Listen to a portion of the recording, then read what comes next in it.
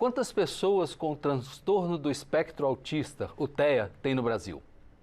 Não se sabe ao certo ainda. Estimativas recentes apontam para a presença de aproximadamente 2 milhões de pessoas no país, número que pode ser atualizado a qualquer momento pelo censo do IBGE. Mas para se ter uma ideia, apenas em um ano, segundo o último censo escolar, o número de matrículas com pessoas com TEA passou de 429 mil em 2022 para 636 mil em 2023 em todo o país, um aumento de 48%.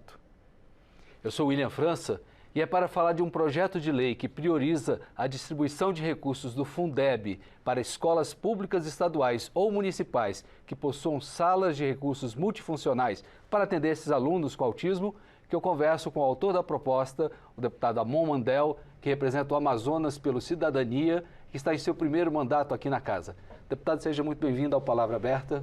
Muito obrigado pelo convite e olá a todos que nos acompanham nesse momento. Muito bem. Deputado, o senhor pode explicar para a gente um pouquinho o que significam essas salas multifuncionais que o senhor quer colocar recursos públicos lá, para que serviriam, nesse caso, do atendimento às pessoas com o transtorno do espectro autista, o TEA? As salas multifuncionais, salas sensoriais ou salas de inclusão são ambientes dentro das escolas adaptados ali para atividades como a terapia ocupacional ou um ambiente seguro ali para que as pessoas com transtorno do espectro autista, por exemplo, possam se refugiar nos momentos de crise. Quem tem graus mais elevados ali de suporte e se enquadra no transtorno do espectro autista tem geralmente uma sensibilidade auditiva ou algo semelhante e por isso precisa desse tipo de apoio. Infelizmente, muito embora isso seja previsto na legislação e por diversos planejamentos educacionais, isso não é cumprido, assim como não são cumpridos ali critérios e exigências como a divulgação de vagas em creches, critérios de transparência no uso do Fundeb e assim por diante. O que nós queremos com esse projeto de lei é estimular o uso do Fundeb para esse tipo de iniciativa, uma vez que nós percebemos que há um apagão de dados e políticas públicas para esse segmento no país e essa seria uma forma de estimular positivamente os nossos gestores a seguirem por esse caminho. Ele faz parte de um pacote de projetos de lei, onde a gente também tem iniciativas voltadas aos critérios de transparência gerais para o uso do Fundeb, dentre outras questões como o pagamento do abono para os professores. Tá certo. Voltando a essa questão dessa sala, existem alguns exemplos no país? O senhor é do Amazonas, no seu estado tem alguma escola já com essas salas? Sim, nós temos, mas não há ali uma transparência quanto aos recursos que efetivamente constam nessas salas, uma vez que a gente percebeu ali que algumas salas que receberam recursos para serem feitas, na verdade, segundo os relatos de pais, mães e as fiscalizações em loco que nós realizamos, não tem todos os equipamentos ali devidos.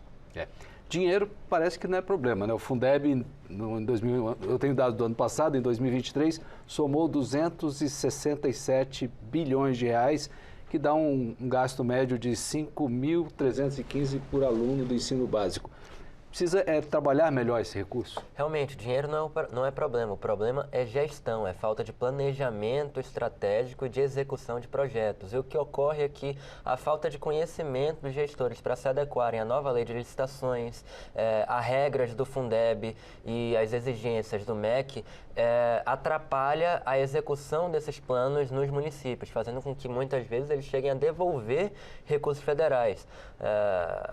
A CEMED, em Manaus, devolveu alguns milhões de recursos e, historicamente, CEMED é o quê? A Secretaria Municipal de Educação, em Manaus, devolve alguns milhões de recursos todos os anos por conta desse tipo de falta de planejamento. Faltam projetos. Exato. Não faltam recursos, faltam projetos. E aí a gente chega ao absurdo de se reunir com pessoas ali da gestão e eles pedirem para nós enviarmos os projetos. Há uma completa inversão de valores. Eles não sabem nem qual é a função deles. A função deles é fazer os projetos. E a nossa função é enviar o recurso, é mandar as emendas. Então, para que serve o executivo se eu tiver que elaborar o projeto também? Então, pode tirar da cadeira, renunciar e coloca a gente no lugar.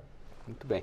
Dentro desse rearranjo que o senhor está propondo aí, o senhor falou que existem outros aspectos, mas é fundamental também que as pessoas tenham consciência de que há um aumento dessa demanda por vamos assim chamar dessas salas multiuso, multifuncionais, porque aumentou essa quantidade de pessoas com TEA no país. Sim, e também porque essas salas multifuncionais, elas podem servir não apenas para as pessoas com TEA, com transtorno do espectro autista, mas pessoas que têm outras situações ali, outros transtornos e outras necessidades. Além do fato de que não há um levantamento, há um apagão de dados, né? Nós não temos acesso a, por exemplo, quais foram as perguntas que constam ali do IBGE quanto à questão do autismo, e temos uma dificuldade para isso. Se nós fôssemos levar em conta as estimativas e as tendências de outros países, na verdade, nós teríamos não uma estimativa de 2 milhões de pessoas dentro do transtorno do espectro autista no país, mas aproximadamente 5 milhões de pessoas. Então, o desconhecimento quanto à quantidade de pessoas e as necessidades de cada uma dessas pessoas é tão grande no nosso país que a gente não sabe, infelizmente, sequer quais são as necessidades individuais de cada um, porque elas não têm um acompanhamento. Se fala às vezes que se agora todo mundo se declara autista ou aparece filho com autismo, mas na verdade o que mudou foram as formas para se diagnosticar e se identificar esse transtorno, não é isso? De certa forma, não. Essas pessoas sempre foram autistas. O que ocorre hoje é que há um cuidado maior e uma atenção maior da comunidade médica para essa questão. O que mudou do Código Internacional de Doenças na sua 10ª versão para a 11ª, o CID-10 para o CID-11, foi que as pessoas que tinham ali o diagnóstico de síndrome de Asperger, por exemplo, passaram a constar, salvo engano, no F84.6, que é o CID do autismo, no CID-11, se não estou enganado, e passaram a ser considerados autistas. Eu me enquadro nisso, tive o diagnóstico inicial da síndrome de Asperger e passei a ser considerado autista no CID-11. Mas antes dessa mudança no CID, a gente já tinha visto essas tendências ali a nível internacional com, por exemplo, o DSM, que é o Manual de Diagnósticos da Comunidade de Psiquiatria dos Estados Unidos, americana.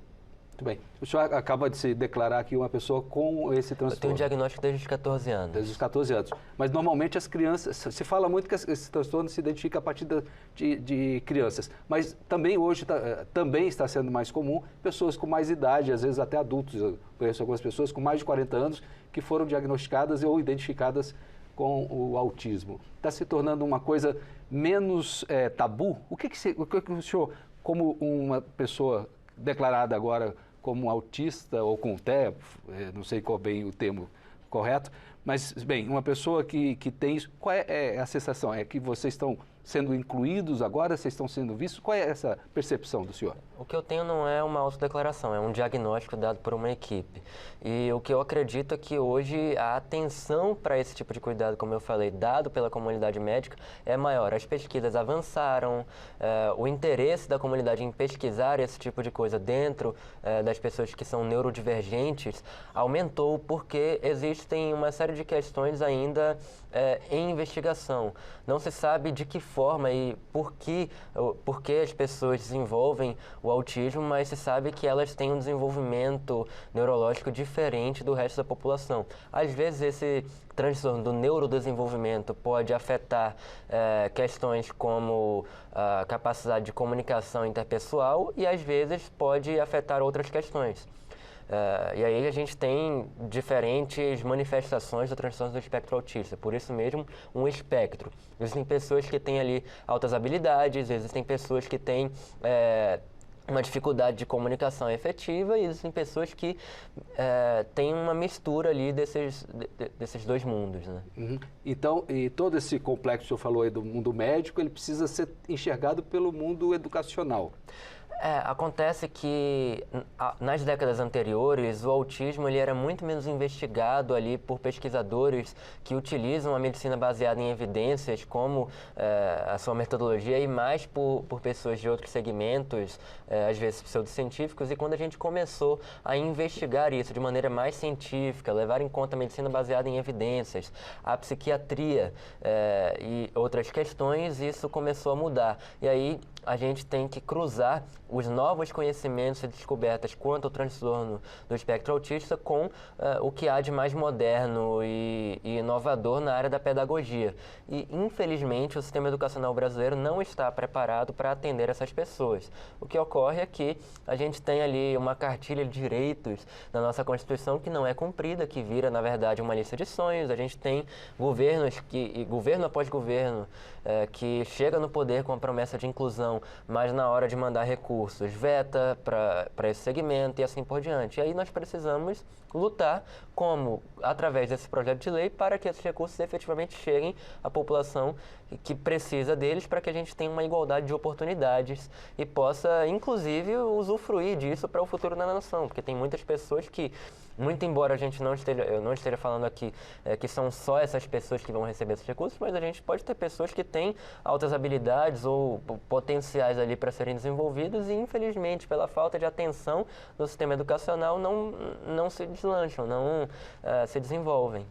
Muito bem. Deputado Amon Mandel, eu gostaria de agradecer a sua participação aqui no Palavra Aberta e desejar sucesso em mais essa empreitada sua aqui na casa. Obrigado. Muito bem.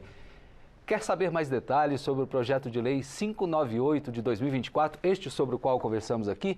Acesse o nosso portal na internet, câmara.leg.br e também as nossas redes sociais. Para rever e compartilhar essa entrevista, busque o canal da Câmara no YouTube. Muito obrigado por sua atenção.